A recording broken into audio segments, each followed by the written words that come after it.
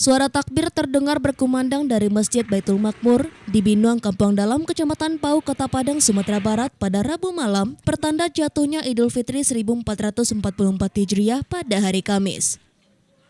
Sejumlah pengikut jemaat tarekat Naksabandia di Kota Padang ini menetapkan jatuhnya 1 Syawal 1444 Hijriah pada hari Kamis sesuai dengan penghitungan dengan sistem hisab dan ruqyat atau penghitungan berdasarkan kalender Naksabandia yang mengacu pada jatuhnya Idul Fitri pada tahun sebelumnya.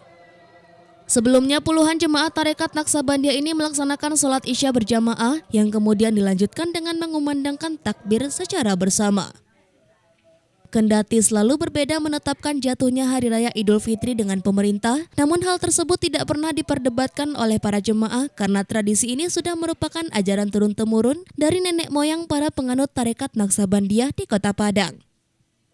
Selain di Kota Padang, sejumlah daerah di Sumatera Barat yaitu Pariaman, Pesisir Selatan, Kabupaten Solo, Damasraya, dan daerah Riau dan Pekanbaru juga menetapkan jatuhnya Idul Fitri 1444 Hijriah pada hari Kamis dengan melaksanakan sholat Id pada Kamis pagi.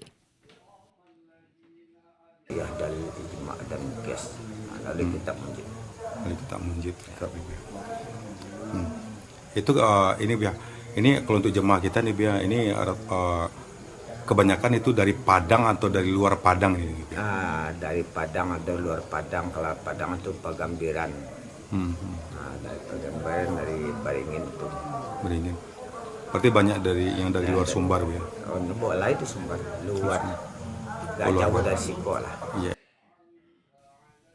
Dari Padang, Sumatera Barat, Budi Sunandar, iNews melaporkan.